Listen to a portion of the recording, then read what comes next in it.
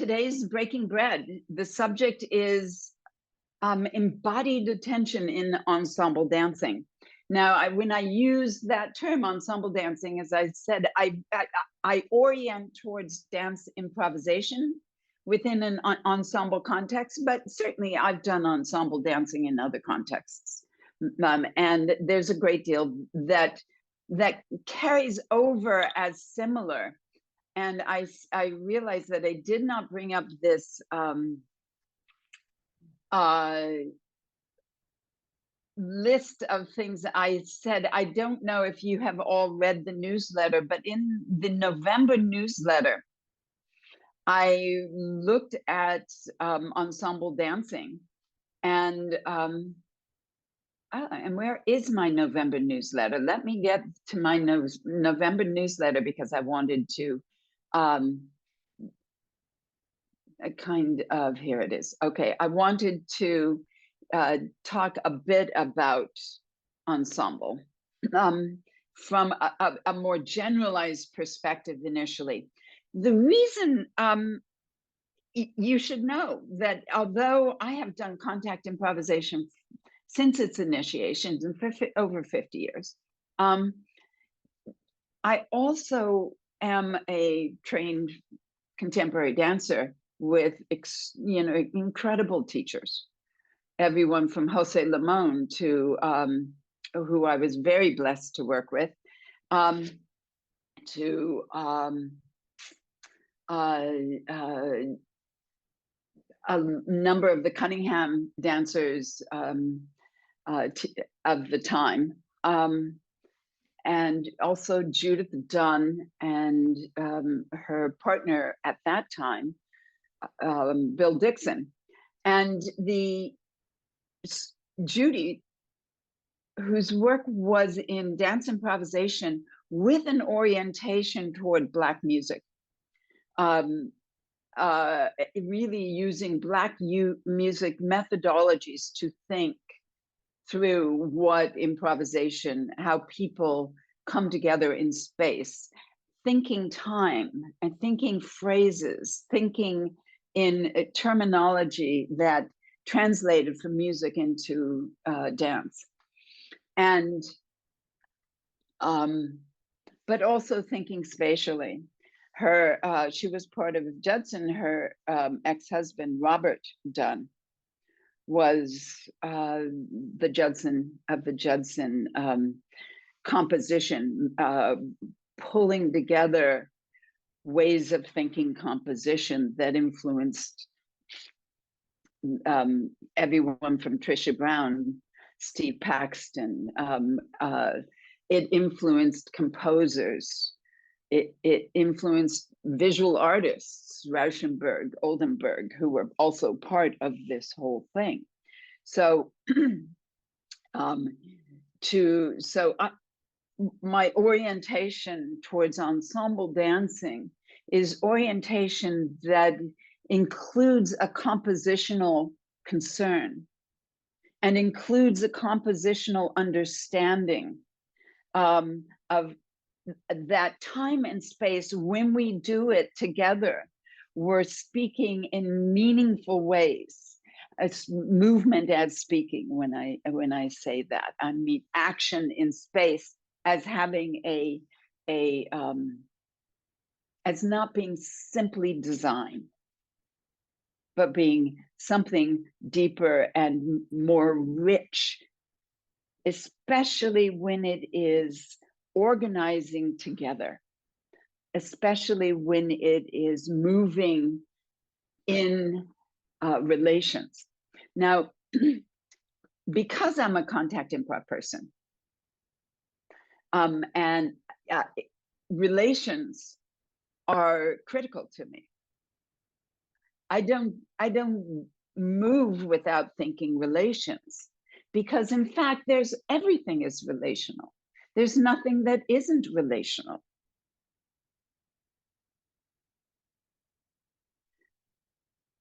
Breathing itself is relational, so that's where we begin. And as I as we start going into this understanding, I lost my ear.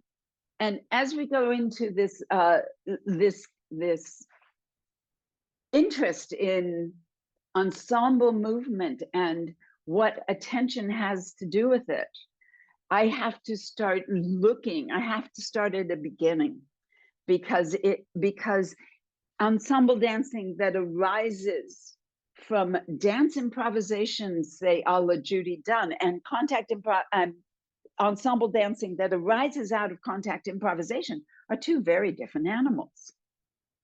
And what makes them so different is the fact that our attention, how we attend as physical body beings.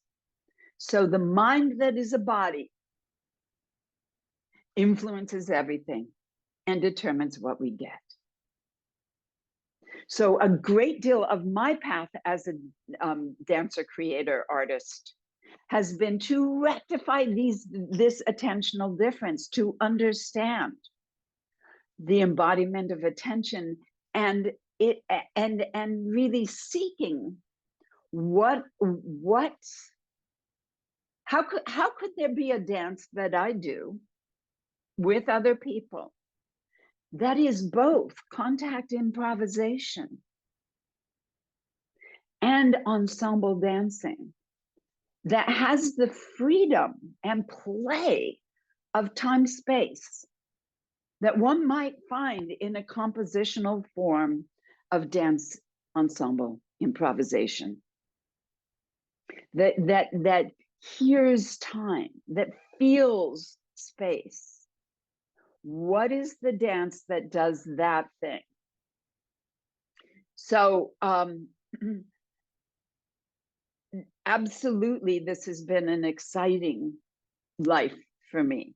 I live in an incredibly exciting life, actually, because this quest and this understanding is juicy. It teaches me about being a human being.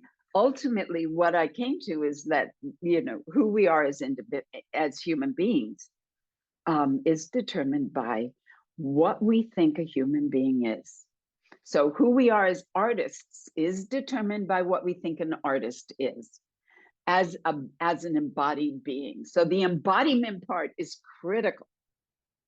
And the same is true in, you know, I mean, I have to say, I'm not engaged in aesthetics here.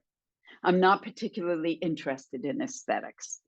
I'm interested in the capacity of a moving body being, which means a moving mind, an attentional being, the capacity for that being to be in relations with someone else. So I wanted to read to you, because maybe some of you haven't read what I wrote in the newsletter in the aside. Always, you should know that my asides are down at the bottom of the newsletter. So you have to go through the whole darn newsletter to get to it. But very often what I write in the aside is going to have something to do with what we talk about here. Not precisely, but in this case, I want to bring forth some things that I wrote, which is that ensemble dancing, both choreographed and improvised, set and scored, while different in their essential natures, nevertheless hold some significant things in common. So, and it's what is there. I'm going to lead my list. The embodiment, I'm jumping ahead, the embodiment that embraces many beings holds important skills within its practice. So the thing that ensemble dancing, what's critical with the ensemble dancing is that we can hold a field of movement, i.e. a field of meaningful movement within the breadth of our perceptual bounds at one time. If you're dancing in ensemble, you want to not only be with your ensemble partners, you want to be as your ensemble partners. And I change the preposition intentionally. I do this all the time. The preposition as means I change my embodied state. If I am with, prepositions determine embodied relations, right? A preposition says, I'm above you. My embodiment above is going to be a different embodiment than I'm below you. That embodiment is going to be different. I walk through a forest. I'm not the same as the forest. The language tells me I'm not the forest. I'm moving through something I am not. When I use the preposition as, I walk as a forest. Now I am doing the embodiment that is the forest. When I am dancing as the ensemble, not with an ensemble, but as an ensemble, now I'm doing a different embodiment. And that means my flesh has to change, right? I'm not the same flesh. The flesh of Nita is spatial.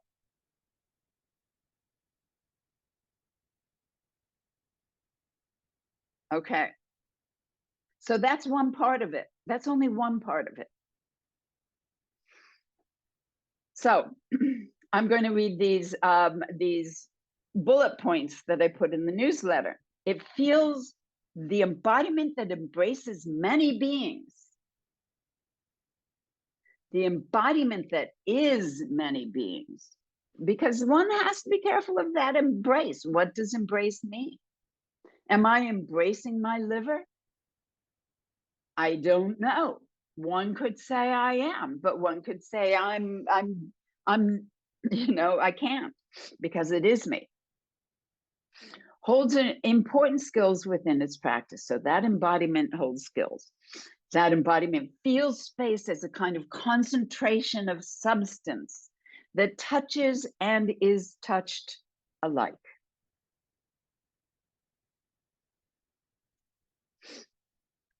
It attends to spatial presence in flexible modes so that the eyes that can see a diffuse field of vision can concentrate that field as deftly as eyes that narrow a field of vision to a single object of attention. Say the object of attention, 2 times 2 equals 4 on a blackboard. Attend to this right here. Yeah, the teacher. And what you need to know from a political point of view is that training you all to very specific attention that is eye-oriented is a cultural practice of controlling a population. Because the embodiment that I'm training and speaking about is not controllable in the same way. It is wide open wild. If I were to talk about wildness, it is unstable. If you can orient your attention, especially visual attention, to small, reduced fields, then you are controllable, especially if that's all you do. The other, it's stable. I can stabilize your attention. That broad, wide open one, that wild one is unstable. That's why sitting meditation is so crazy for people. In part, they try and sit and the world is in motion and they cannot keep it from being unstable. They can't stabilize it. They can't, right?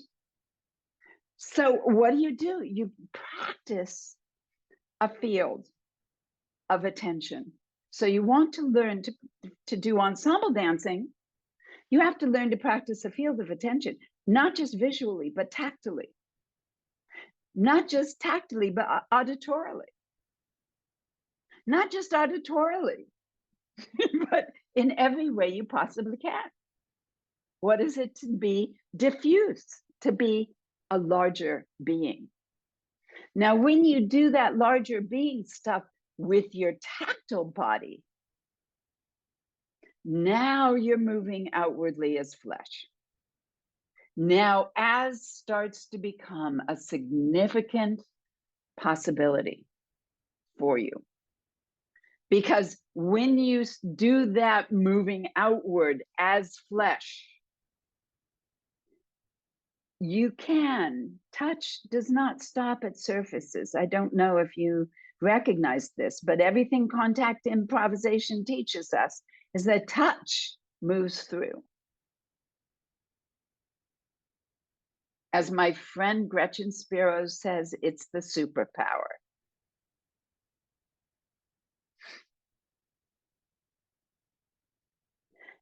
It moves through things. So you move within, and then you are now an as, in an as preposition.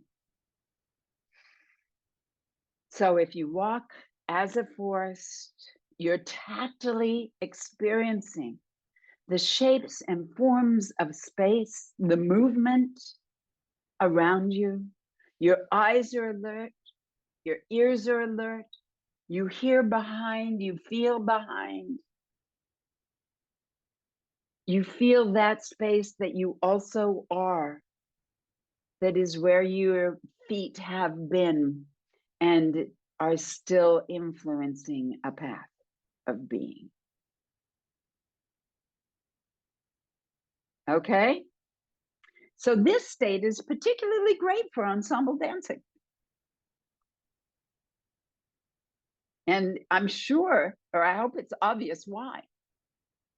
So it tends to spray. So here's the second one. It attends to spatial presence in flexible modes, so that the eyes that can see, I guess I did this one, a diffuse field of vision can concentrate that field as deftly as eyes that narrow a field of vision to a single object. So 3, it moves inwardly and outwardly with the speed and regularity of a heartbeat, often faster.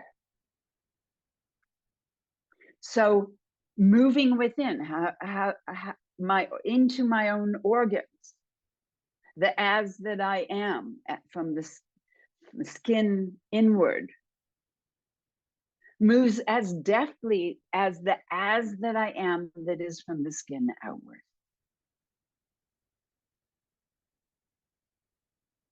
So at least at first, that oscillation is constant. What's here, what's there, you know. And maybe it goes this fast. And when it goes this fast, you now have created a new state. This is one state, that's another state. This forms yet a third state, because it's indistinguishable, this from that. But that takes practice. You have to start here, you have to start there, you have to do that, you have to do that. Then eventually you do it like a heartbeat.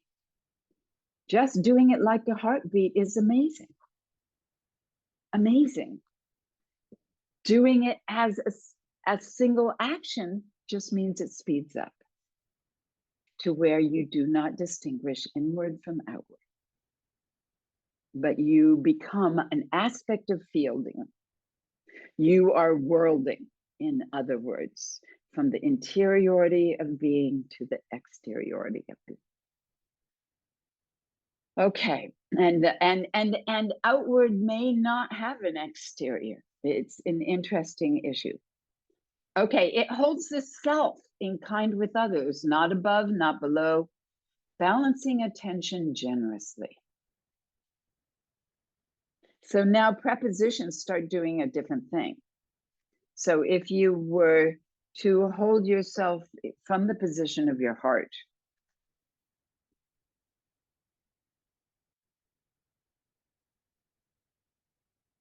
and you allow your heart to do what hearts can do, which is extend outwardly the conditions of being that include feeling state. Now, the heart that is your eyes, because the heart is in the eyes, right? You can put your heart in your eyes, can you? So that the heart holds the eyes as eyes, the heart that is eyes. See differently. They see heart and the eyes are not above the heart. They are a heart. So now prepositions are an issue.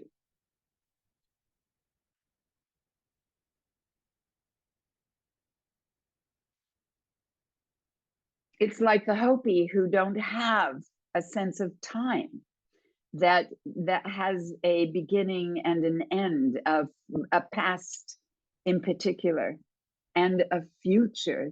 They have a sense of time that embraces a much larger field. So we have so then speaking has to change. It understands that the action of the many is toward the one, and the action of the one is toward the many, that it always is. So now we have to stop the notion that we are only single beings and start to experience selfhood as many. That's a practice too. That's a skill. How do you dance as many? That is also one, a singular.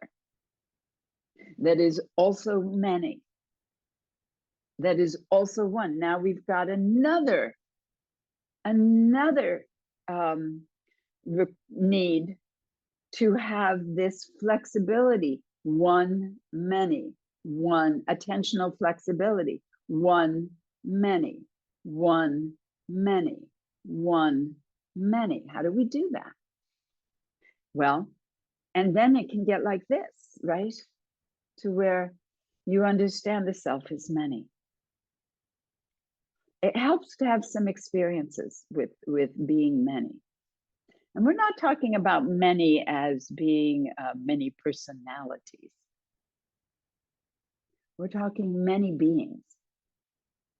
So that we understand the human as an emergent phenomenon. Emergence being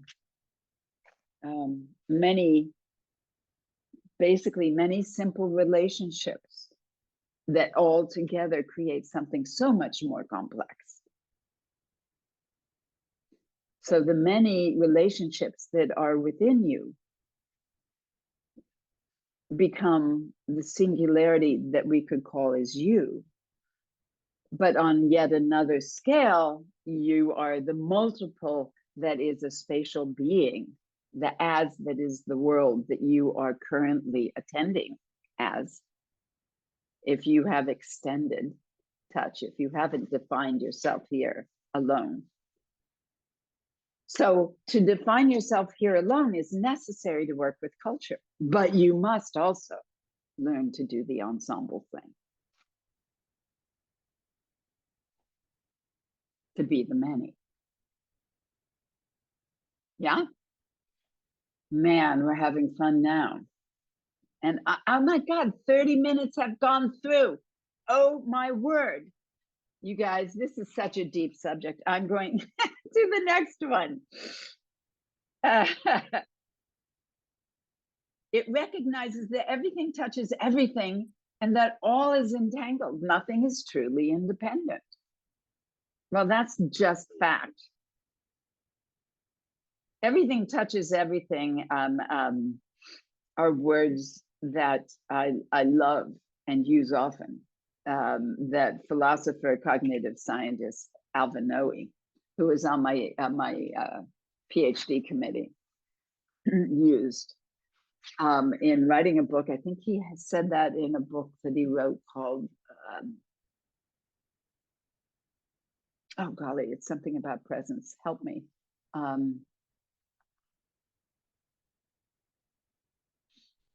It'll come.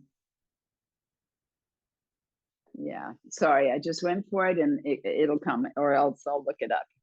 But his book on presence. Okay, here we go. Strength and power, grace and beauty is an action of the many on every scale of being. So those are just a few really essential points I'd make about ensemble dancing and attention, how we attend when we do ensemble dancing.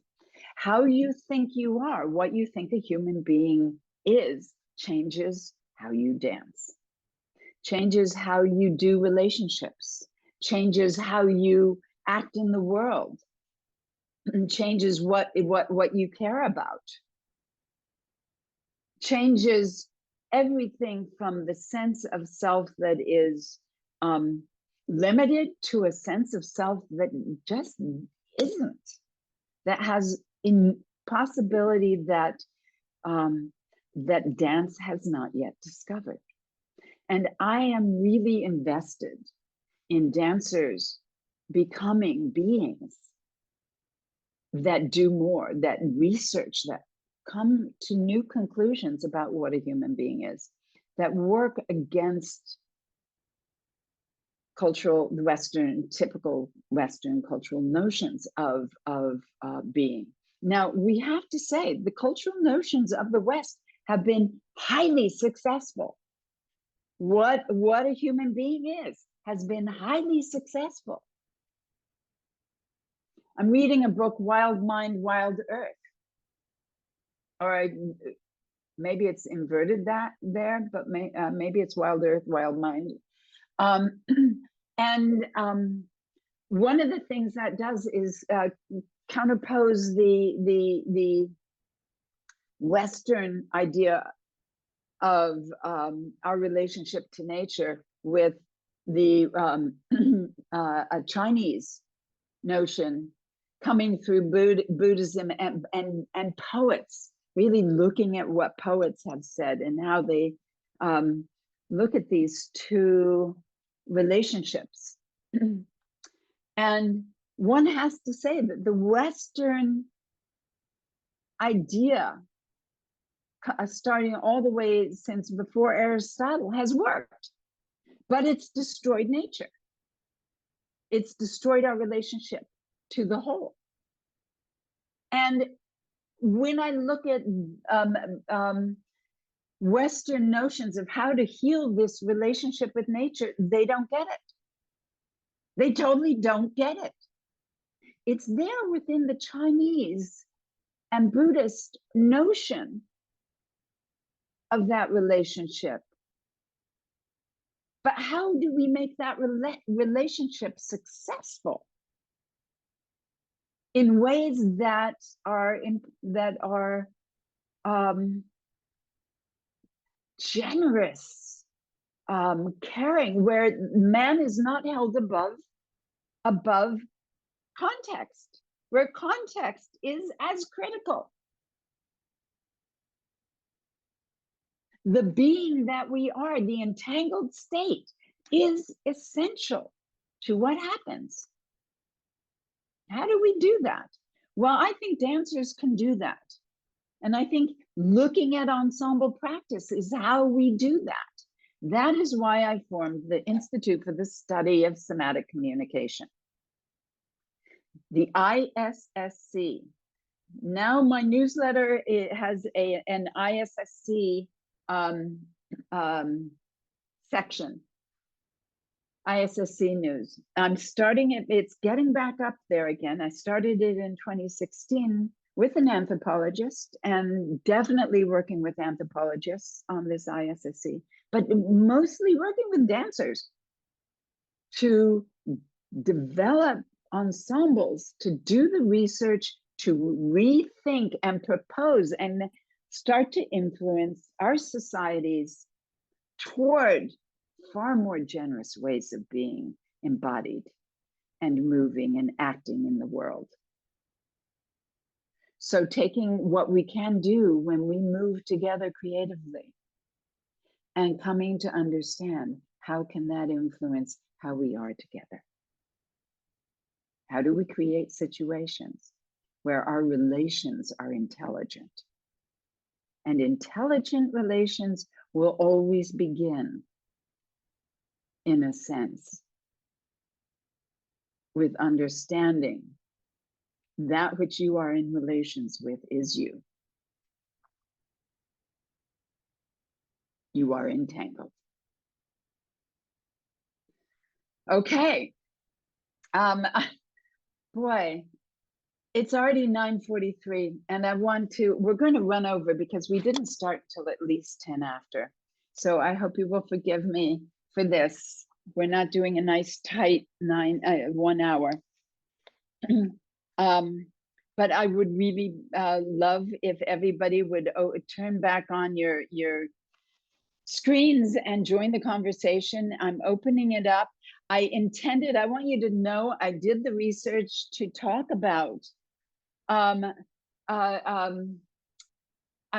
very interested in Spinoza's idea that the body is the body. How does he put it? Hang on, I've got it right here because I wrote it down. I think it's really a critical point. Where did I put that? Come back, Spinoza.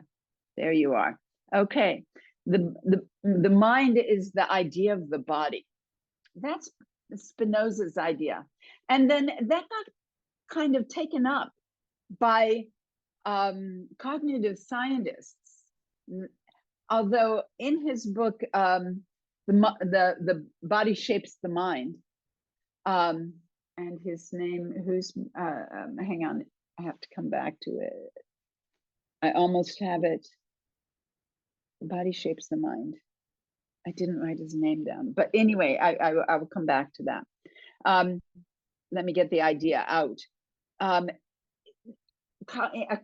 Cognitive science has been interested in how, because we have 10 fingers. 10 is a really important number to us. We understand 10 in ways that if we had 9 fingers, we might understand 9 better.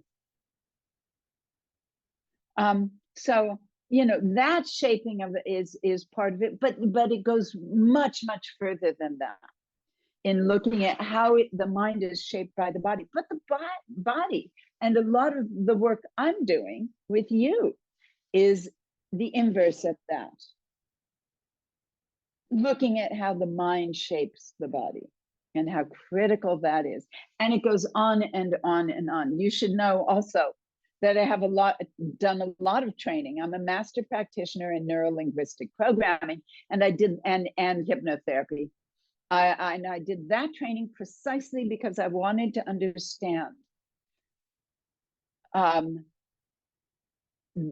how what we think shapes our reality, not just on emotional levels, but in terms of how we think about what we do, how we come to know something.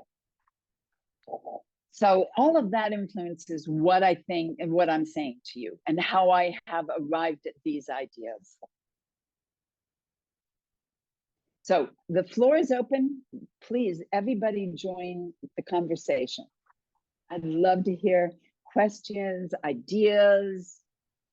And let me also say, if you're interested in the ISSC, the Institute for the Study of Somatic or Body-Based Communication, because relations of communication are not all the same. And body-based communication, as the ISSC is doing it, has a great deal to do with everything I just said about ensemble, but it also very much influences time and how we experience time. But we don't have time to get into that here.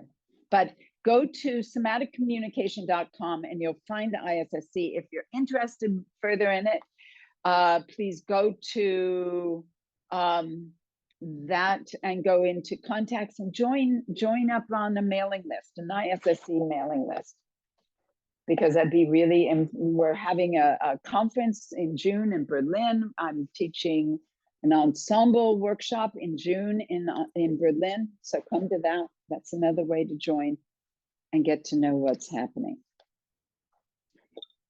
So conversation is open, anyone can speak. Thank you for the conference.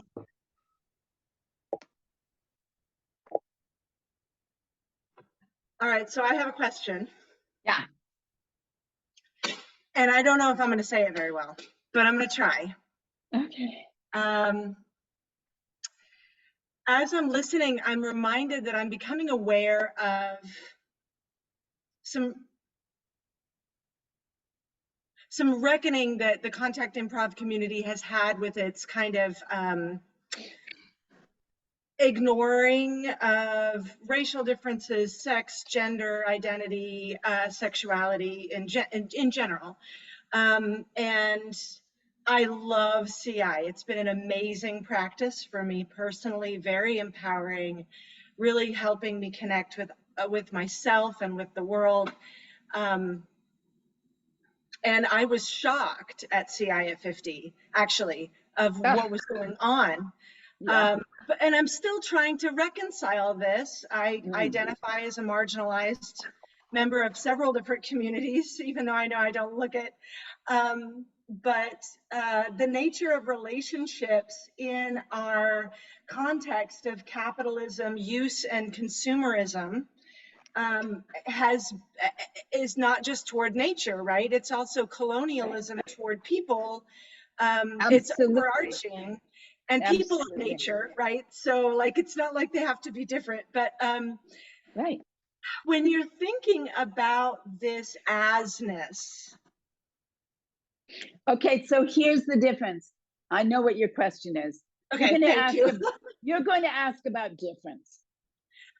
Right, like how, yeah, exactly. Like how you're going to ask, exactly. And that's absolutely a critical question.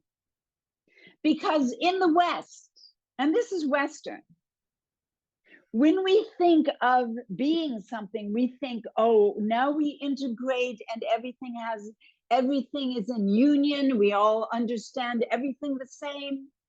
We do the same thing. We are united. United means you're going to fit the mold. And that is a completely corrupt understanding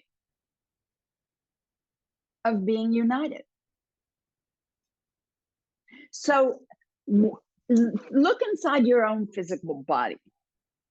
What your liver knows and does is so different than what your heart does. Is different than what your gut does. These are not the same. We are not composed of sameness at all. We are composed of massive difference. I totally go there with you, but I guess and as we extend outwardly, difference makes us stronger. Difference makes us, I am not as the forest the same as the trees, for God's sakes. I am made different because of trees. And because of trees, I allow that difference that I also am to be in a state of constant awakening.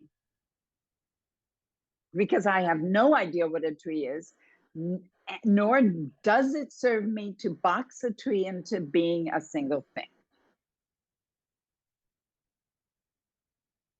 So the addition of difference and allowing selfhood to be difference upon difference upon difference upon difference. Not the multiple that is homogeneous. Right. But the multiple that is composed of endless difference. Yeah. Please go. I guess I'm wondering, like, how are you, I go there with you completely agree. Right. It's an ecosystem. It has to have biodiversity, right? That's what makes it strong and healthy. I completely agree. I wonder how you're conceptualizing kind of a need to acknowledge in order to be more generous. Like, where is the like, So acknowledgement takes acknowledgement. The second you get into acknowledgement, now you're talking time. I'm definitely talking time. And exactly, it takes time to acknowledge. I say, I see you, and you say, I am seen inside yourself, perhaps. Or you say, thank you. Or perhaps you say, I need to be seen. And I say, I see you. And then you say, you know, that whole thing is a negotiation of time. So if I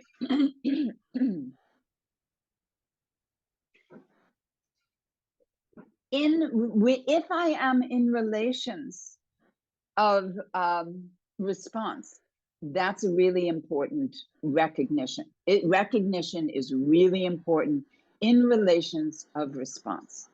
Mm-hmm. They lend towards response ability, right?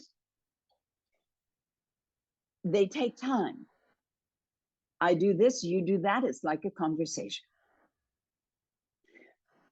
When we're doing ensemble dancing, when we're doing contact improvisation dancing at its finest,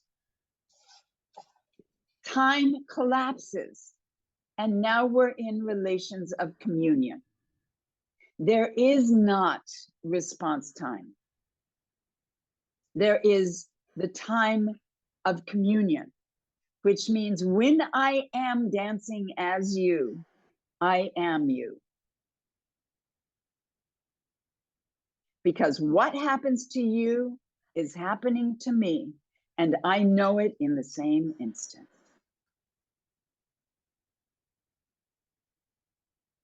Because I am wired into you in a sense that I have not created a separation from that which is happening within you. Now, I am not, I mean, my neurology supposedly stops at my skin.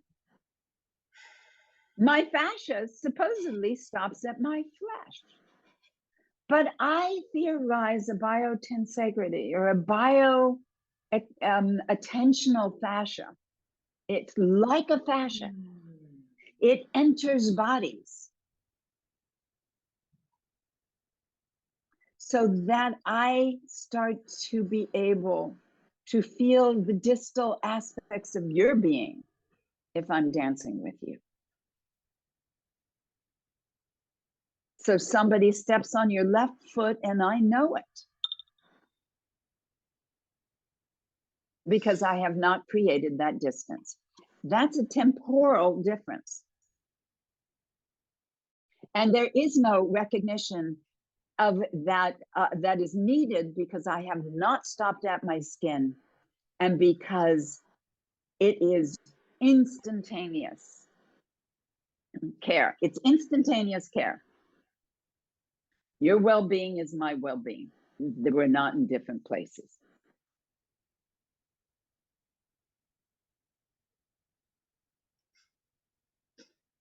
Does that answer your question?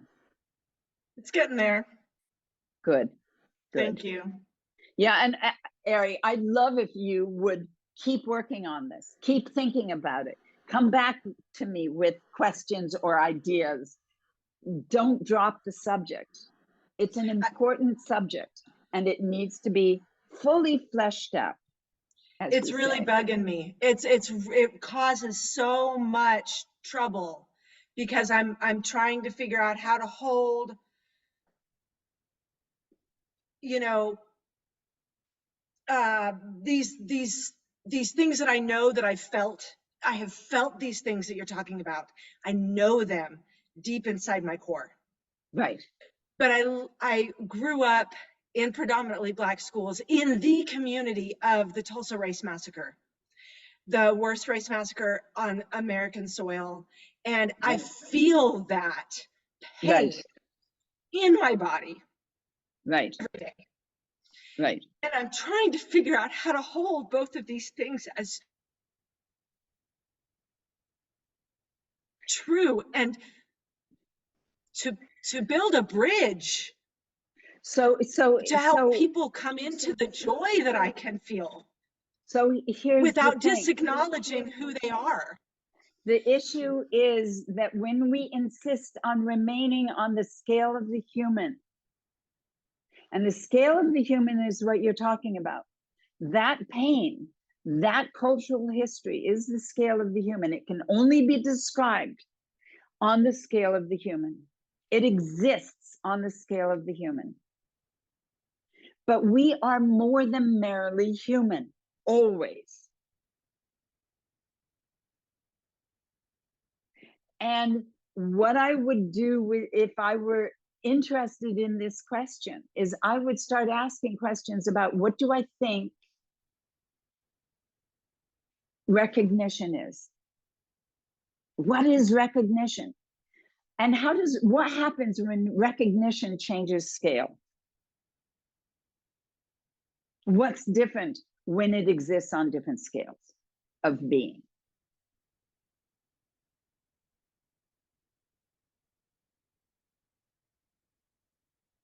And different times of being, because different scales will change different times.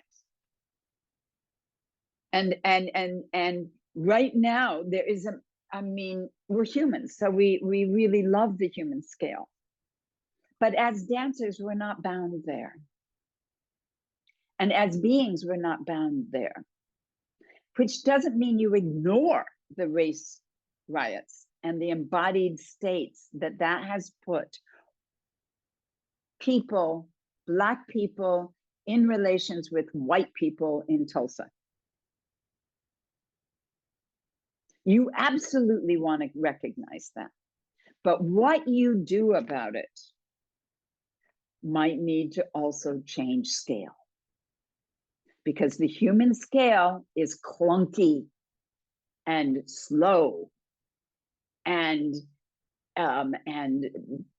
plays with a politics that is limits what people can be and know, and how people can be. There isn't a word, as each other.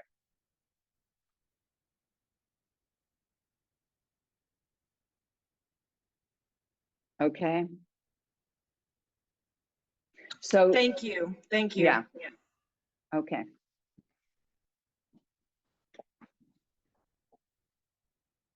Anybody else? That was a long one, but it seemed an important one.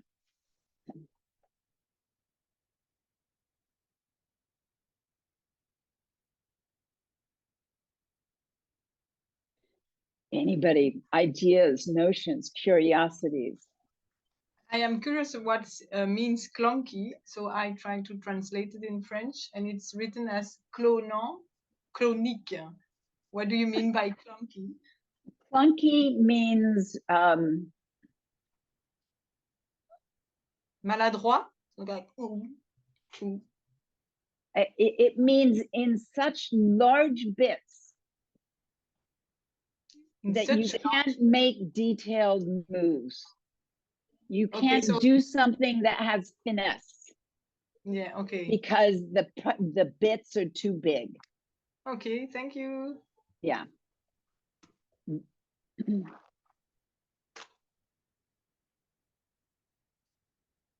I have a question. Sure. I'm curious about when you talk about like we change the way we attend at multiplicity. Right.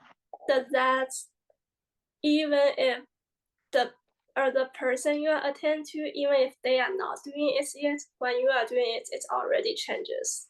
That is exactly the brilliance of it all. It does not require that you be the same as me, not on any level. You don't have to be dancing as me for me to be dancing as you. You don't have to be the same on any level. You can be completely bound by your flesh doing pretty moves and not oscillating your attention this to that. Multiple, singular. But I will, and I will have more skill. I will be able to meet you. I will be able to move at the speed of your attention. Because I will know where your attention is. And that's one of the other things about ensemble dancing. You absolutely want to know where the attention is. You're not just looking at bodies, you're embedded in attention. You want to know where the attention is of the folks. You want to be able to move at their speed. Faster, slower, wherever it is. To do that, you have to know the speed of your own attention. Don't you? Thank you. Yeah. May I say? May I ask?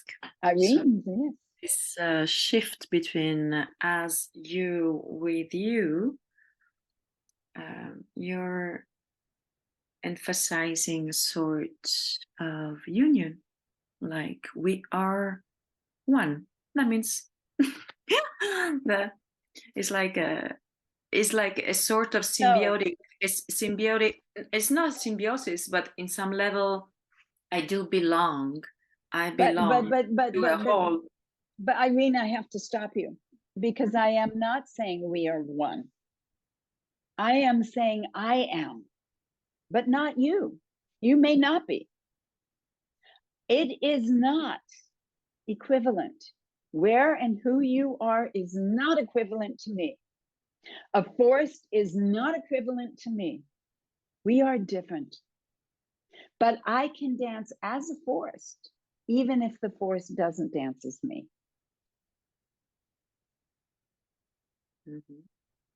Right? So it isn't a union in the way Western people think union. Well, I was rather referring to actually more Asian spiritual, cool. sense of wholeness. It's like cool. I tap in a sense of wholeness, and that wholeness that you're saying, I am as you within diversity, within all the spectrum of choice, attention, distinction, whatever we do with it. So there is like a sense of that belonging to, being part of. Which goes behind even bodies, I guess. It goes also to space, to things, to whatever surrounds. Yeah. Thich Nhat Hanh had a term. Hang on, what was his term? It was interbeing. Thich Nhat Hanh used the term interbeing for that. Yeah, and to do that thing that is interbeing is requires that you stop thinking of yourself as solely and merely human. Forces. Well, you know, one of the things I adore about Thich Nhat Hanh is his saying, you know, where there is a piece of paper, there is no paper. There's no paper there. Nothing that composes a piece of paper is paper. The emergent phenomenon is paper. I'll grant you that. But where there is paper, there is no paper. There is sunshine. There is the sun is there. The wind and the rain are there. The people's moving hands are there. There's lots there that is not paper. So, and the same is true for human beings. Where there is a human, there's nothing human there. There is other stuff that arises into what we call human. And that's important to understand about yourself.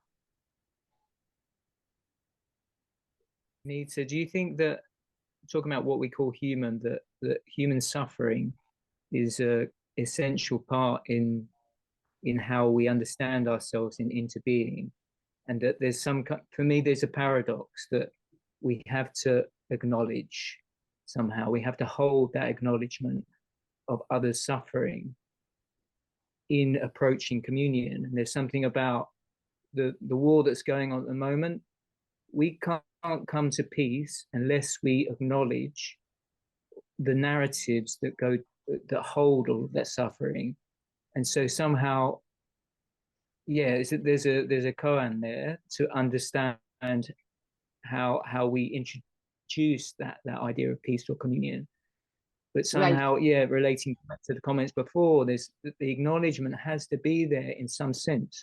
It's about, yeah, and right now I'm playing a game of scale with you, and on the human scale, absolutely essential to acknowledge suffering. Absolutely on the human scale. But being limited to relations that are only on human scales is to not be able to enter into that suffering. That suffering exists not just on a human scale. It exists. It's composed of lots and lots and lots of bits, some of which are suffering, some of which aren't. But probably it is composed of so much. So being able to change scale is really critical. To not be bound by the human scale is critical. And when you change scale, now you don't know. Now you are in a realm where you don't know. And the only way to know is to enter and go further. Yeah, I think I agree. And I think also there's still this koan of so if I'm to dance with somebody and my attention is as them, right, and theirs is not as me, yours, right, somehow there's still an aspiration to reach them and for the communion to and you will be the suffering they also are. Yeah, for sure. And so somehow that I but still, if you take that suffering only on the human scale, you won't be able to dance with them. Definitely. And it feels like there's an and needed there. It feels like I do need to still maintain the holding of that human scale within absolutely, absolutely. Thus we oscillate. We don't stay on one scale. We move the scale constantly because the human scale is important. We need it. But we can't stay there alone. We have to be able to do more.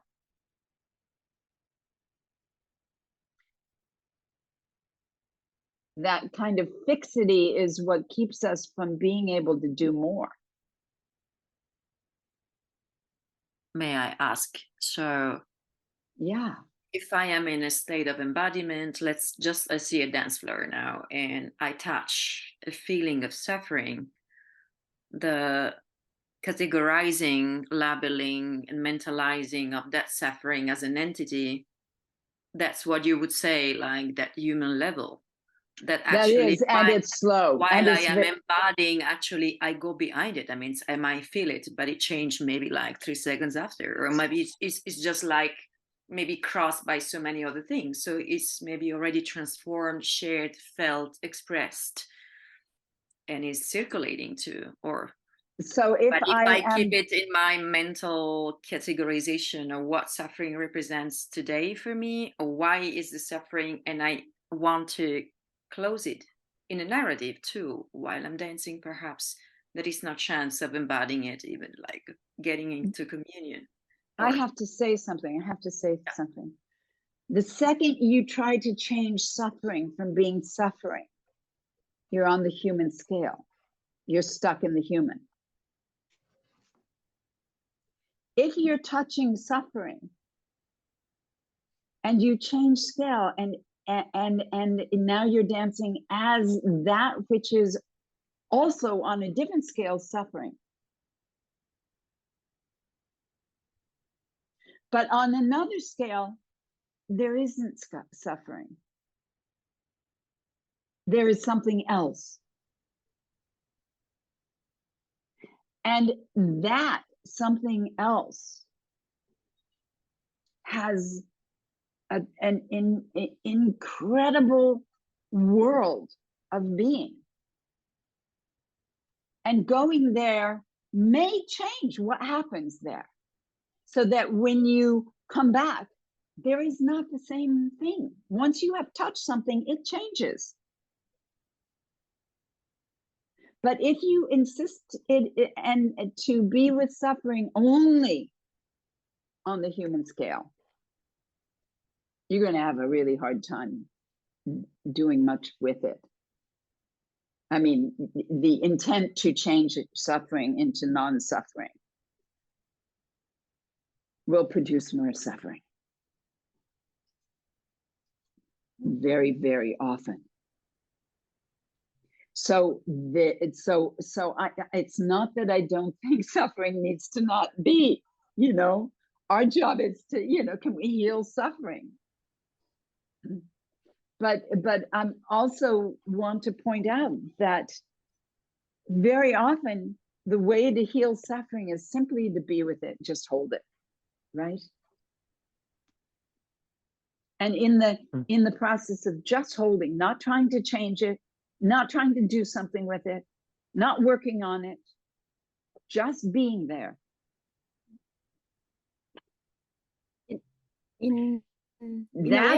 That starts to change things. And as you hold it, you change scale. Now you're changing scale. And as you change scale, now you're entering that which on another scale is suffering. But on another scale is brilliant and awake in such different ways than we can be. And things change. You just don't do it, you notice. So if I'm dancing and I'm dancing with someone and I am aware of their suffering, I don't know what kind of suffering we want to put here. But suffering, you know, suffering is suffering. If I'm trying to make something happen, I'm missing it altogether.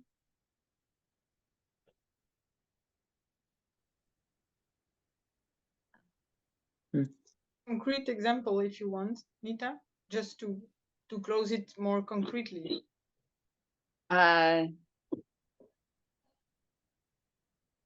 If we have time.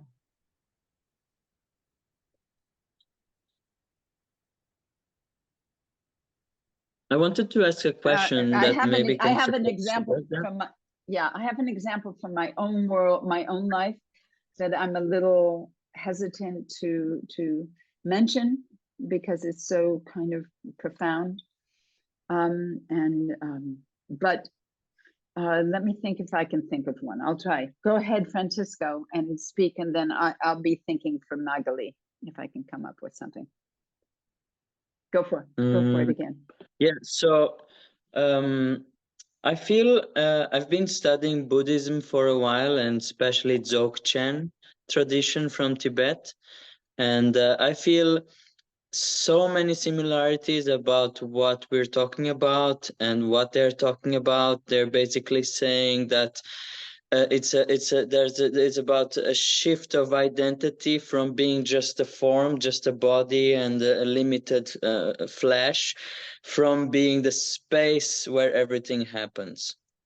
And that's basically the practice, is to recognize that you are the boundless space of attention, of awareness, that is not just a narrow thing, that is not just a thinking mind, but that you are the space where it all exists. And the whole practice is to embody that, and it's easier in a way to recognize it while sitting. But then when you move about the world and then people treat you also as a separate thing, that's for me where it gets challenging, because I do get what you mean. I totally understand. I've had that experience. But then the question for me is, how do we embody that into in a day-to-day experience, in an ensemble practice? Because sometimes I find myself feeling separate. No, I have a sensation that You are I am separate. ending in my skin. Yeah, And you just and that is somehow. Yeah, and the practice is a practice of saying yes. I am separate. Yes. Just say yes. The whole practice of dancing is a practice of saying yes. All movements, you cannot move and say no. Because the no, see, how can I say this to you? The no is what creates the suffering. The no creates the suffering. You try and go outside a door, go walk outside a door, look around your room. Is there a door? If you want to go out that door, you cannot go out that door thinking, no, I don't want to go. I don't want to lay on the floor. I don't want to hit the wall. I don't want to hold the handle and just move it back and forth and back and forth and back and forth. You simply think of moving through the door. So that's a yes in motion. Yeah. So to do any movement, yes is the only answer. Yeah, but that for me, it's yes is the only answer. So if I'm feeling, let's say, separate and contracted, I feel fear has a more contracted state, while love has a more expanded state of being. And I'm interested in consciously expanding that, changing that as being my practice of dancing. Because if I want to be in ensemble practice, I want to be able to feel the me as the group but if I'm in a contracted state, then I can't. So I'm interested in how do we actually practice becoming the whole while still being me in the whole. You understand? Such a good question. Such a good question. I love that question. That is the question. How do I do that? Yeah. How do I make that? How does change happen? Yeah. While saying yes. Yeah. To the fact that I am separate. How does change happen? Even though I'm going to have to say yes to this place that I am. So I think I'm looking at time and I'm realizing that we're now at 10:20 and I need to end this. So what I need, but can we table this conversation to the next Breaking Bread, and I will deal with this and talk about this and work with this and do more with ensembles. So, like in December, let me tell you when the next Breaking Bread will be, and we can do this then, because I'm trying to hold these as fairly tight. If Leanne were here, she would have ended us already. So, so it is always the last Friday of the month. So on December 29th, that's a great day, December 29th. Well, that's the day we start the New Year festival. We start the New Year CI festival here in Portugal on that day. Maybe we can screen the conversation with everybody. I'd love that. Let's do that. Great, that'd be great. Actually, that's at 5 p.m. Portugal. Maybe it's possible. Fabulous. I love that. Okay. I'll talk with the organization. Okay. Good. Thank you so much. Thank you, Francisca. Thank you, everyone. This has been total fun. We went through a lot. We did a lot in this one talk. Cool. I have a last very little question about the 10 fingers. I feel inside I'm 9. So can you share which intuition you had discovered that that 10 is so important? So so I'd like to ask you, when you say I feel as if I'm 9. Yes. What does feel mean in that context? Oh, I think it's coming from the mind, because there was a nice story about people sitting around the table. Inside of ourselves, we have different kind of people thinking different things. And so when we want to make a decision for ourselves, that is a decision that will take into account every different personage. Everybody understand personage, I guess. So we put all our people around the table and we dialogue between them, and we can get, either in the best case we come to a communion, either in another worst case we don't come to a communion. Why? This little training was about saying, because one person is still under the table. So in my case, the person that is regularly under the table is the person responsible of, for example, let's take a small example that is not, it's personal, but it's not big deal. So my personality under the table is very often the person responsible to look for something, either concretely, either look for, on internet. But can you get to it? I still don't understand why it's 9. And by the way, communion in that context isn't quite the same. Communion in that context is, you mean union, not communion. We come together in you in agreement. I meant communion. I Oh, meant you communion. did. Okay. Not you. Okay. So whatever, you have just to know me to know that it's 9, and this is detail, and maybe it doesn't interest anybody. So you I know, it's curious. It's interesting. So you experience yourself as 9, and your question was something that had to do with that. My question is, when you say we have 10 fingers, this is not a number, that is just a number. What was your discovering about the 10 as an important number, I would say? So there is a book that I would recommend you look at. And one of them is How the Body Shapes the Mind. But there's another one called Philosophy in the Flesh. Okay. I think it's by Lakoff and Johnson. And it is really, it also speaks to how, and there's another book, which is something about mathematics. How the body, how we came to understand mathematics because we are bodies, and I can't remember what that book is.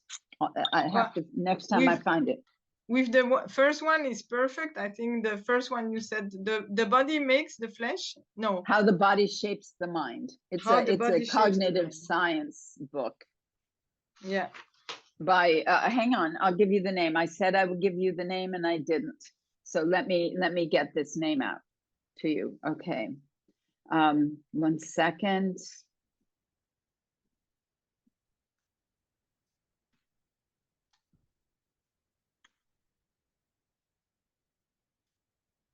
And we are 10 today. Okay. Yeah, that's cool. I'm going to it, and it is by Sean Gallagher. Golly, golly, golly. I just could not get Sean Gallagher's name out. Sean Gallagher. Sean Gallagher. Sean, S-H-A-U-N. Yes, and Gallagher, I will write it in the chat. Yeah. Thank you, everyone. Bye, everyone. Bye. Really great to see you.